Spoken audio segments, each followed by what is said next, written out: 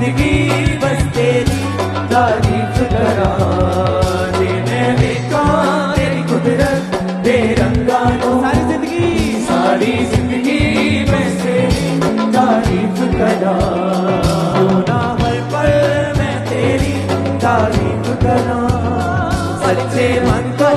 Thank you Jesus. अपने हाथों को हिलाएं सभी जन, सभी कलीसियाएं, सभी फॉरेन ब्रांचेस, सभी ऑनलाइन कलीसियाएं, सभी ब्रांचेस अपने हाथों को हिलाएं। Thank you Jesus. अपने 10 तार वाले बाजुओं के साथ अपने हाथों को हिलाकर परमेश्वर के प्रति अपने समर्पण को, अपने सरेंडर को शो करें कि यस परमेश्वर तू ही हमारा उद्धार करता जीवित परमेश्वर है खुदावंद, तू एकमात्र जीवित खुदावंद है परमेश्वर, तू ही हमारा उद्धार करता है परमेश्वर। आज तेरे वचन को पूरा करते हुए हम तेरी आराधना में परमेश्वर, तेरी प्रेजेंस में, तेरे भवन में, तेरे शरण स्थान में परमेश्वर। तो सच में परमेश्वर आज हमारे एक छुटकारे का दिन है परमेश्वर, हमारी रुकी हुई टेस्टमनीज, रुकी हुई प्रेयर्स के उत्तर देने का आज दिन है परमेश्वर। तो हमें आज पाक और साफ करेगा, शुद्ध करेगा, क्लीन करेगा, पवित्र करेगा, अपनी महिमा को दिखाएगा परमेश्वर, अपने मसीह के साथ भरेगा आज एक एक जन को प्रभु यीशु मसीह के सामर्थी नाम में।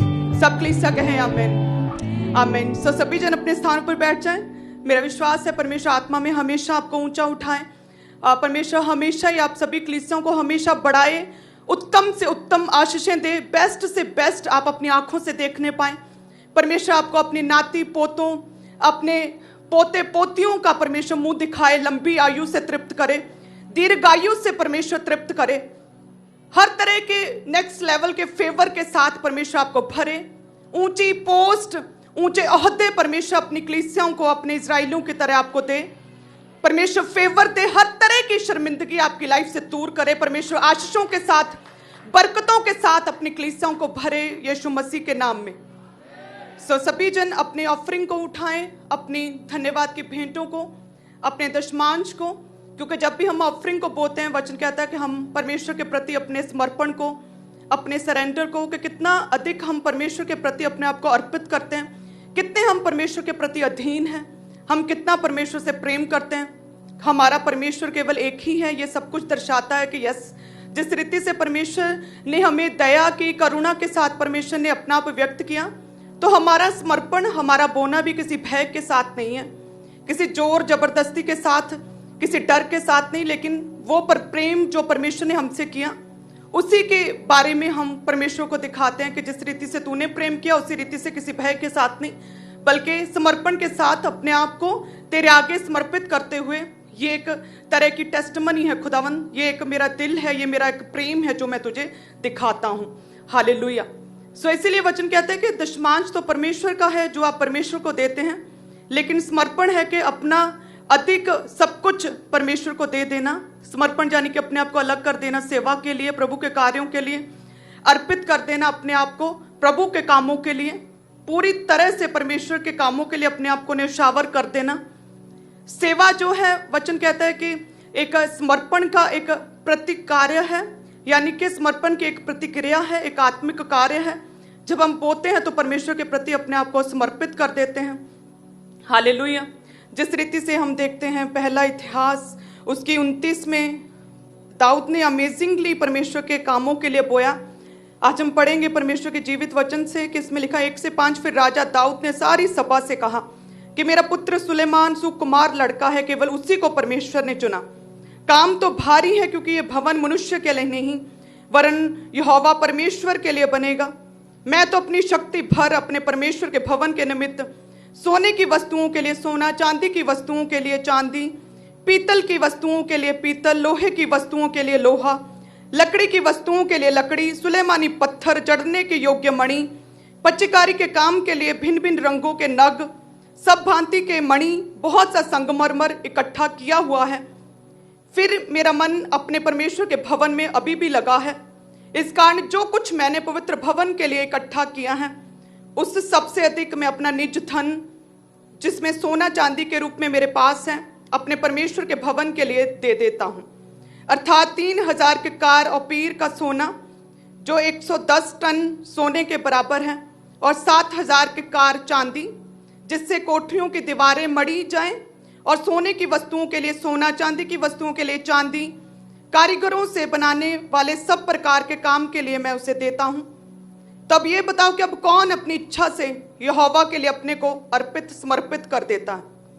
वो कहता है कि मैंने जो कुछ अलग रखा था परमेश्वर के कार्यों के लिए एज अ राजा, एज अ पीएम होने के नाते, वो तो सब कुछ मैंने दे दिया, लेकिन फिर भी मेरा मन अभी भी परमेश्वर के कामों में, प्रभु के भवन में, निर्माण में लगा हुआ है। सो इसीलिए कहते हैं कि 110 टन सोना मैं प्रभु के कार्यों के लिए, जो कंस्ट्रक्शन टीम है, उसे दे देता हूं बनाने के लिए। अब इजराइलियों के लिए सब तुम लोग बताओ कि अब कौन अपनी इच्छा से यहोवा के लिए अपने को अर्पित कर देता है। कहता है कि मैंने तो पूरी तरह से अपने आप को परमेश्वर के कामों के लिए समर्पित कर दिया। अब कलीसिया तुम लोग बताओ कि तुम में से कौन है जो अपनी इच्छा से परमेश्वर के कार्यों के लिए अपने आप को पूरी तरह से सरेंडर करता है। जो समर्पण है, जो बोना है, वे एक प्रसन्नता पूर्वक, निसंकोच, खुशी के साथ परमेश्वर के कामों को करना है। हालेलुया। जब भी आप बोते हैं प्रसन्नता के साथ, जितना आपके दिल में आता है, पवित्र आत्मा आपके मन में डालता है, उतना आप बोते हैं। आप बोते हैं अपने से बड़े व्यक्ति को बोता हुआ देखकर, जो आप में से आत्मिक स्पिरिचुअली हाई लेवल का, जब वो बोता है उसकी लाइफ में टेस्टिमनीज बनती है, जिस तरह से दाऊद ने बोया और इजरायली सभी प्रेरित हुए कि किस रीति से एक राजा प्रभु के कामों के लिए बोता है और किस रीति से परमेश्वर ने उसे एक राजा होने के लिए चुना, ब्लेस किया है। तो हम भी बोएंगे।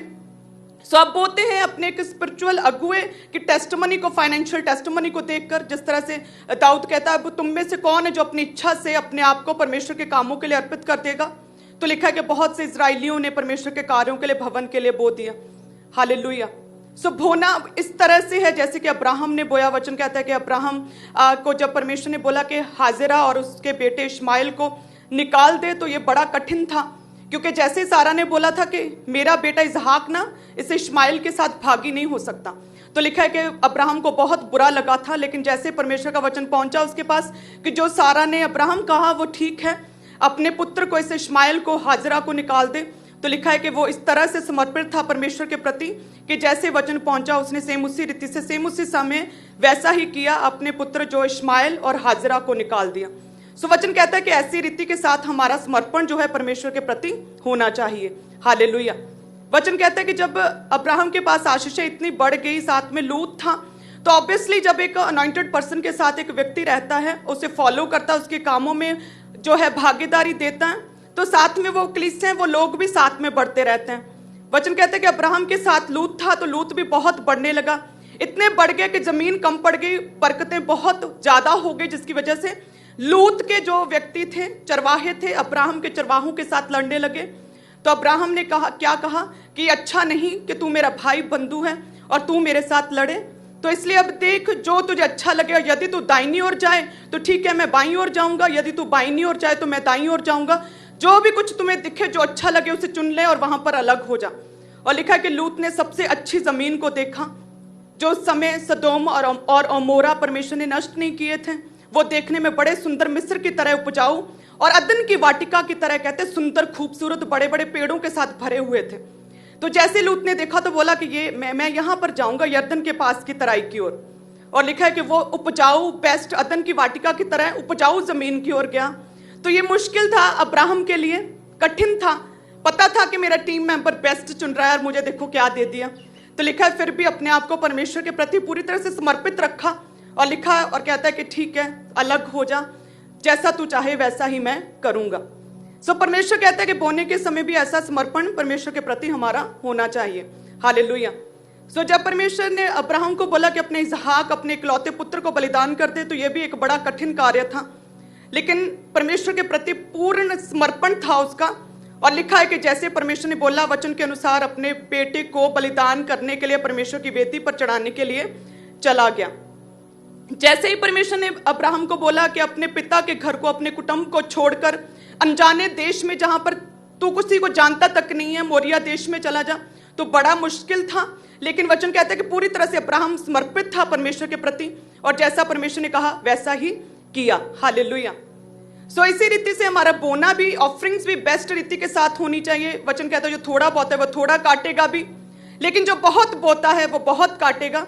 जैसा कोई मन में ठाने वैसा ही दान करे, ना तो कुड़कुड़ के, ना किसी दबाव में, प्रसन्नता पूर्वक, निसंकोच बोने वालों से परमेश्वर प्रसन्न रहता है और अधिक प्रेम करता है। हालेलुया। समर्पण हमारा एक आत्मिक कार्य है, बोना एक आत्मिक कार्य है। वचन कहता है कि मूसा का जो फिरौन राजा के महल को छोड़कर, ऐशोराम को, सुख विलास को छोड़कर इस्राएलियों के लिए स्टैंड लेना बड़ा कठिन था, लेकिन फिर भी उसने किया। पौलुस के लिए इफिसस की कलीसियाओं में, रोम में प्रचार करना बड़ा कठिन था, बहुत विरोध था, पत्थर मारे जाते थे, लेकिन फिर भी उसने किया। हालेलुया। वचन कहता है कि जब अय्यूब का सब कुछ उसने खो दिया, गवा दिया, फिर भी परमेश्वर में बने रहना, प्रभु की महिमा करना बड़ा कठिन था, लेकिन फिर भी वचन कहता है उसने सेम वैसा ही किया। यूसुफ की शुरुआती लाइफ बड़ी कठिन थी। लिखा है कि तोहमतें लगी और उसे जेल में डाला गया, गुलाम हो गया, अपने पिता से दूर हो गया, बड़ा कठिन था, लेकिन फिर भी परमेश्वर की वचन को माना, सुना, पवित्रताई में बना रहा। हालेलुया। सो इसी रीति से कई बार कलीसिया हमें लगता है कि बोना बड़ा कठिन है, लेकिन उन सभी अगर नायकों को आप देखें परमेश्वर के वचन में, बाइबल में से, जिन्होंने अपने आप को पूरी तरह से समर्पित किया, परमेश्वर ने उन्हें बेस्ट दिया, बेस्ट, उत्तम दिया है। हालेलुया। क्योंकि वचन हबक्कूक की पुस्तक में कहता है कि मैं बवंडर में से और आंधी में से होकर चलता हूं। यानी कि परमेश्वर कहता है साइक्लोन में से, सुनामी में से, बड़ी आंधियों में से मैं होकर चलता हूं, और जो बादल मेरे पांव की धूल है। हालेलुया। परमेश्वर कहता है आसमान में भी मैं हूं, पृथ्वी में, पाताल में, हर जगह मैं हूं। सो जब सब कुछ करने की परमेश्वर सामर्थ्य रखता है, तो जब हम उसके प्रति अपना बेस्ट खुदा को देंगे, तो किस हद तक परमेश्वर हमें बढ़ाएगा, किस हद तक परमेश्वर ऊंचा करने की सामर्थ्य रखता है। हालेलुया। आप देखते हैं मिनिस्ट्री में ऐसा कभी नहीं आपने देखा था, ना सुना होगा कि एक पास्टर को परमेश्वर इतनी ऊंची ओहदों पर, इतनी ऊंचे लेवल तक परमेश्वर पहुंचा सकता है कि दुनिया के प्रतिनिधि जो रिस्पॉन्सिबिलिटी रिप्रेजेंट करते हैं अपने देशों को, परमेश्वर उनके सामने पहुंचाता और उन्हें वचन दिया जा रहा है आजकल। हालेलुया। सो ये बड़ी एक आदर की बात है। सो परमेश्वर अपने लोगों को हमेशा आदर देता है। परमेश्वर कहता है मैं साइक्लोन में से, मैं सुनामी में से होकर चलता हूं, बादल मेरे पांव की धूल है, तो तुम्हें बरकत देना मेरे लिए क्या, कौन सी बड़ी बात है। हालेलुया। सो हमें अपना सब कुछ परमेश्वर को देना, बेस्ट प्रभु को देना, अपने आप को परमेश्वर के लिए जीविता बलिदान करके। पौलुस कहता है जो कलीसियां चढ़ाएंगी वे स्पेशल बरकतों को पाएंगे। सो अपने आप को परमेश्वर की सेवा के लिए देना है, ना केवल बोलने के द्वारा, बल्कि सुसमाचार के द्वारा अपनी टेस्टिमनी को शेयर करके भी हम परमेश्वर के लिए बोल सकते हैं, प्रभु के सेवा कार्यों को कर सकते हैं। हालेलुया। कि जिसके पास 2 थे आने उसने 2 दे दिए, जिसके पास 5 थे उसने 5 और कमाए, एक वाले ने एक को जमीन में गाड़ दिया। सो परमेश्वर कहते हैं कि चाहे छोटी सी भी टेस्टिमनी है, चुप ना रहो, अपने अंदर ही मत रखो, अपनी टेस्टिमनी को शेयर करो। चाहे एक कमाई है, एक को शेयर करो और मल्टीप्लाई होगी। चाहे एक आना है, कम है, परमेश्वर के राज्यों के लिए, प्रभु के कार्यों के लिए बो, और परमेश्वर कहता है वह और बरकतों के साथ तुम्हारी लाइफ में पे बैक होगा। हालेलुया। कि वचन कहता है कि परमेश्वर किसी की मजदूरी नहीं रखता, परमेश्वर चंगा पे बैक करने वाला परमेश्वर है। परमेश्वर हमारी मजदूरी को पूरी पूरी नाप तोल के देने वाला परमेश्वर है। हालेलुया। उमड़ता हुआ ओवरफ्लो ब्लेसिंग्स को हमारी लाइफ में देने वाला परमेश्वर है। सो सभी कलीसियां अपने सबसे पहले टाइथ को ऊंचा उठाएं। टाइथ परमेश्वर का है, वचन कहता है, और जो परमेश्वर का है वो प्रभु को दो। और वचन कहता है कि सारे दशमांश भंडार में ले आओ कि मेरे भवन में भोजन वस्तु रहे। सेनाओं का यहोवा ये कहता है कि ऐसा परख करके मुझे परखो कि मैं आकाश के झरोखे खोल कर तुम्हारे ऊपर अपरंपार आशीष की वर्षा करता हूं कि नहीं। मैं तुम्हारे लिए नाश करने वाली दुष्ट आत्माओं को ऐसा घुड़कूंगा कि वह तुम्हारी भूमि की उपज, तुम्हारे फाइनेंस को नष्ट ना करेंगी, तुम्हारी दाखलताओं, टेस्टमनीज के फल कच्चे ना गिरेंगे। सेनाओं के यहोवा का यही वचन है। परमेश्वर जितने भी जन बोते हैं अपने टाइथ को तेरे प्रति, अपने बड़ी वफादारी को, विश्वास योग्यता को शो करते हुए बोलते हैं परमेश्वर टाइथर कभी भी टाइट नहीं रह सकते। परमेश्वर तेरा special favour, financial breakthrough, financial testimonies के साथ तू टाइथर्स को भरेगा प्रभु यीशु मसीह के सामर्थी नाम में।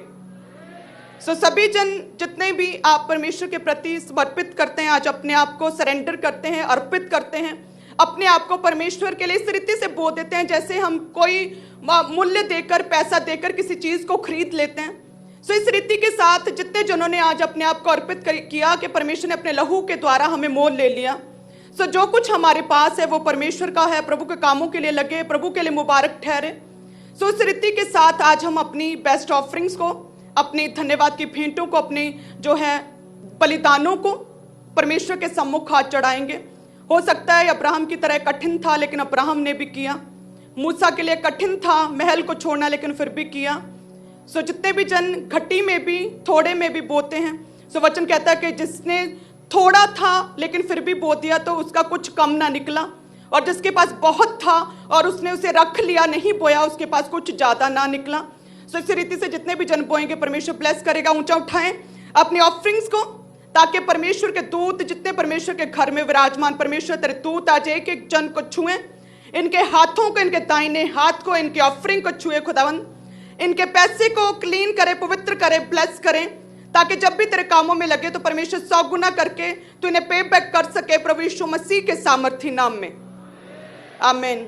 सो सभी जन अपने बेस्ट सीड को, अपनी ऑफरिंग को आज बोएं, अपने आप को पूरी तरह से जीविता परमेश्वर के सम्मुख चढ़ाएं, इस रीति से बोएं कि जिस तरह से परमेश्वर ने अपने लहू के साथ हमें मोल ले लिया।